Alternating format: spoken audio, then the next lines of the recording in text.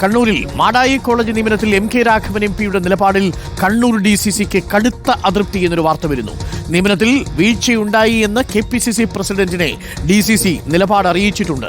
കോഴ വാങ്ങി DYFI പ്രവർത്തകരെ നിയമിച്ചുവെന്നാണ് കോൺഗ്രസ് പ്രവർത്തകരുടെ ആരോപണം. പ്രവർത്തകരുടെ വികാരത്തെ കണക്കിലെടുക്കാതെയാണ് എം കെ രാഘവൻ MP നിയമനം നടത്തിയതെന്നും DCC അറിയിച്ചു. അതേസമയം കണ്ണൂർ കോൺഗ്രസിൽ രാജി തുടരുകയാണ്. വെള്ളൂർ മണ്ഡലം പ്രസിഡന്റ് KT ഹരീഷും രാജിവെച്ചു.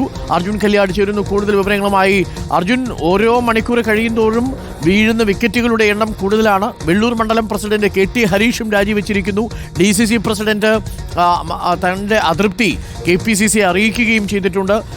അതായത് കാര്യങ്ങൾ കൈവിട്ടു പോകുമെന്ന നിലയിലേക്കാണോ പോകുന്നത്?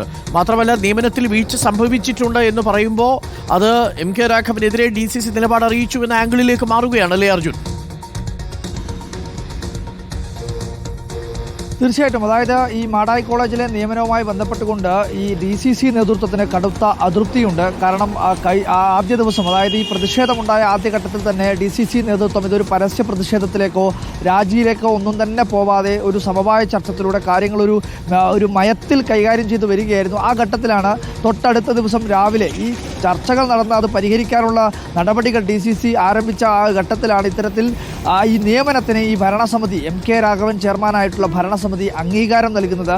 അതോടുകൂടിയാണ് ഈ പ്രവർത്തകർ, സാധാരണ പ്രാദേശികമായിട്ടുള്ള ഈ പ്രവർത്തകരും നേതാക്കളും പ്രകോപിതരായി പിന്നീട് DCCയുടെ നേതൃത്വത്തിലുള്ള ഈ സമവായത്തിലുള്ള പ്രതീക്ഷയെല്ലാം നഷ്ടപ്പെട്ട് പരസ്യ പ്രതിഷേധത്തിലേക്ക് കടക്കുന്നൊരു സാഹചര്യമുണ്ടായത്.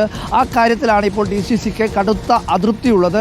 ഏറ്റവും പ്രധാനമായി DCC നേതൃത്വം ഇപ്പോൾ പറയുന്നത് ഈ നിയമനവുമായി ബന്ധപ്പെട്ടുകൊണ്ട് പ്രാദേശികമായിട്ടുള്ള പ്രവർത്തകരുടെയും നേതാക്കളുടെയും വികാരം കണക്കിലെടുക്കാതെയാണ് ഇത്തരമൊരു നിലപാട് എം കെ രാഘവൻ സ്വീകരിച്ച് എന്നതാണ് ഈ DCC നേതൃത്വം വ്യക്തമാക്കുന്നത്.